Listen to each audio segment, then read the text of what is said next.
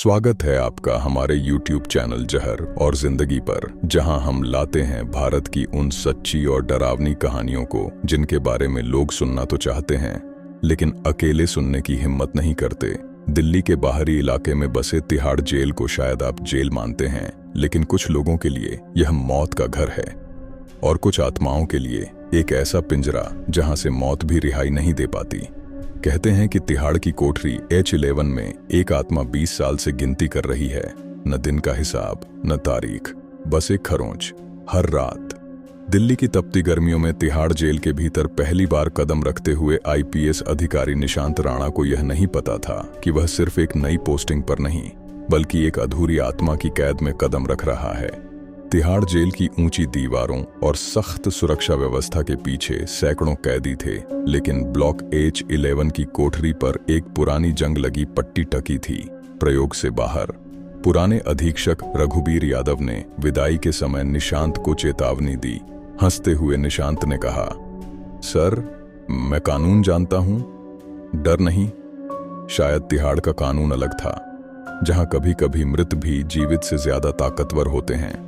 तीसरी ही रात को जेल का जनरेटर अचानक बंद हो गया और अंधेरे में खुद निरीक्षण पर निकले निशांत की टॉर्च उसे अनजाने में H11 तक ले गई। वहां बंद कोठरी की दीवार पर उसने देखा 5 गिनती की खरोंचें। तभी एक धीमी फुसफुसाती आवाज आई, छठा दिन।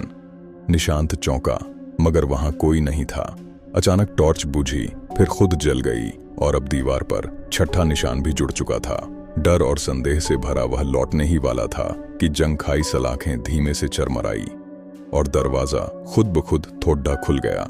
ऐसा लगा जैसे कोई भीतर से उसे देख रहा हो, लेकिन टॉर्च की रोशनी में केवल दीवार पर खून की उंगलियां चमक रही थीं। निशांत के भीतर पहली बार यह एहसास जागा कि यह जेल सिर्फ जीवित कैदियों का नहीं है। सुबह की पहली किरण के साथ ही निशांत राणा ने रिकॉर्ड कक्ष की धूल भरी अलमारियां खंगालनी शुरू की, जहां जंग लगे ताले और दीमक लगे कागज तिहाड़ के बीते दशकों की दफन कहानियां लिए बैठे थे। घंटों की तलाशी के बाद उसे एक मोटी पीली फाइल मिली। मोटे अक्षरों में लिखा था, इनमेट H934, कबीर अली, जा मृत। फाइल खोलते ही बदबूदार सीलन की गंध और स्याही में धंसा वक़्त मानो एक साथ बाहर आ गया। पहले ही पन्ने पर था कबीर का मफलरदार मगशॉट। आंखों में जिद और थकान का अजीब मेल था। विवरण में लिखा था, उम्र 28 वर्ष, श्रमिक यूनियन लीडर, IPC 302/120, सज्जा, मृत्युदंड। पर ठीक नीचे स्याही के हल्के अक्षरों में एक असामान्य टिप्पणी थी, फांसी से 24 घंटे पहले हृदयाघात से मृत। पोस्टमार्टम कॉलम अधूरा था और हस्ताक्षर करने वाली डॉक्टर रजिया काजी के आगे छोटे अक्षरों में लिखा था, रिपोर्ट अपूर्ण, सैंपल सुरक्षित नहीं। आगे के पन्नों में तारीख दर तारीख सुनवाइयों के कटआउट चिपके थे, पर हर गवाही किसी न किसी कारण स्थगित पाई गई। आखिरी पृष्ठ पर लाल स्याही से खींची एक रेखा थी और नीचे हाथ से लिखे शब्द, मुकदमा बंद, कैदी मृत, कोठरी H21 स्थायी सील।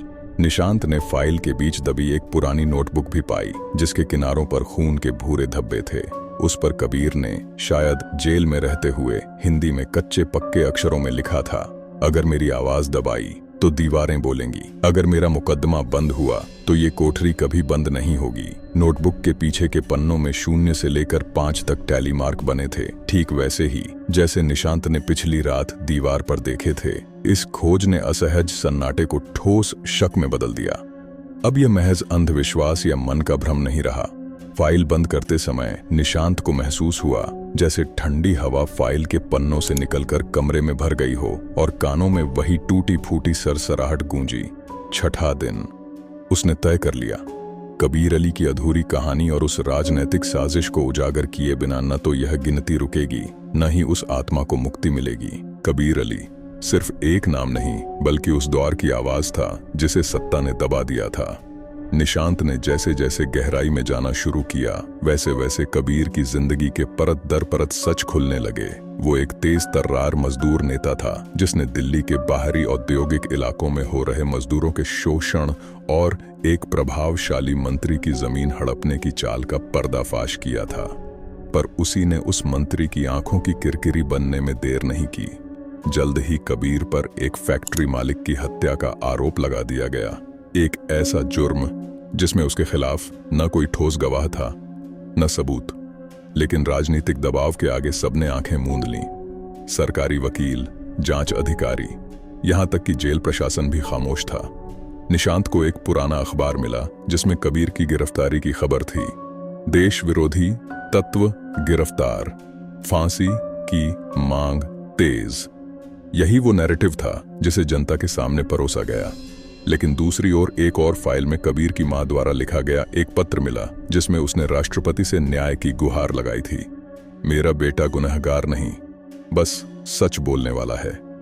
पत्र पर केवल एक मुहर थी, अस्वीकृत। इसी दौरान निशांत को पता चला कि कबीर की फांसी से एक रात पहले वह पूरे जेल में चिल्लाता रहा था, मुझे मत मारो, मैं निर्दोष हूं, अगर मर गया तो मेरी रूह इस कोठरी में ही बंद रहेगी। और अगली सुबह वह मृत पाया गया। रिपोर्ट में स्वाभाविक मृत्यु लिखा गया था, लेकिन अब लग रहा था कि मौत भी शायद न्याय की साजिश में शामिल हो गई थी। इस काले सच ने निशांत के भीतर कुछ जगह दिया। अब यह केस सिर्फ एक आत्मा का नहीं, बल्कि पूरे सिस्टम के पतन का प्रतीक बन गया था।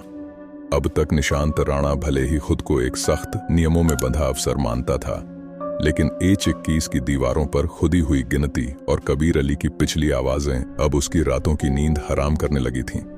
हर शाम वो खुद को समझाता कि ये सब सिर्फ थकावट का नतीजा है, लेकिन हर रात उसे वही टूटी फूटी आवाजें सुनाई देती, 7वां 8वां, जैसे दीवारें खुद समय की गवाही दे रही हों। एक रात जब जेल की CCTV फुटेज रिव्यू की जा रही थी, निशांत ने देखा कि H11 की कोठरी के बाहर की कैमरा फीड हर रात ठीक 3:11 पर ब्लैकआउट हो जाती थी, बिना किसी तकनीकी कारण के, और हर सुबह दीवार पर एक नया निशान जुड़ा होता था। एक रात सबूत के तौर पर उसने अपने मोबाइल से खुद रिकॉर्डिंग करने का फैसला किया और अकेले H21 कोठरी के पास गया। कमरे के बाहर रखी कुर्सी पर बैठते ही अचानक हवा भारी हो गई, जैसे ऑक्सीजन की परत किसी अदृश्य ताकत ने चूस ली हो। तभी कोठरी के भीतर से किसी के पैरों की घिसटने की आवाज आई। टॉर्च की रोशनी दी, पर कुछ नहीं था, लेकिन मोबाइल में रिकॉर्ड हो रहा ऑडियो बाद में सुनने पर साफ कहता है, गिनती पूरी होने दो, फिर मैं बाहर आऊंगा। इस बात ने निशांत को झकझोर दिया। अब ये मामला सिर्फ एक अतीत की आत्मा नहीं, बल्कि एक प्रतीक्षा में बैठी चेतना का बन गया था, जो कुछ पूरा होने का इंतजार कर रही थी, शायद इंसाफ का। H11 की दीवारों पर बढ़ती खरोंचें अब केवल आत्मा की बेचैनी का संकेत नहीं थीं, वे एक सुनियोजित साजिश की गिनती थीं, जिसे नजरअंदाज कर देना अब निशांत राणा के लिए मुमकिन नहीं था। उसने दिल्ली पुलिस के पुराने रिकॉर्ड्स, कोर्ट की पेशियां और प्रेस में छपी खबरों की छानबीन शुरू की। हैरानी की बात यह थी कि कबीर अली के केस में जिस मंत्री का नाम बार बार सामने आता था, उसकी फाइलें या तो गायब थीं या क्लासिफाइड बताकर बंद कर दी गई थीं।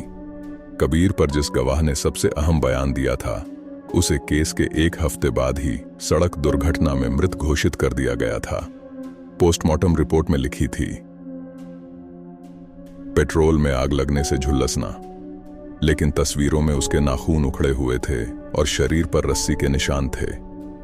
निशांत को यकीन हो चला कि यह सब महज एक हत्या नहीं थी, बल्कि सत्ता के संरक्षण में एक सत्य की हत्या थी।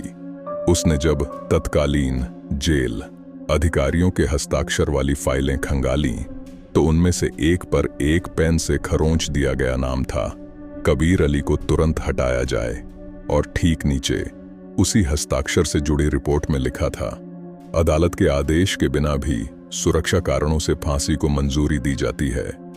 यह लाइन वैध नहीं थी, यह पूरी न्याय प्रणाली के मुंह पर एक तमाचा थी।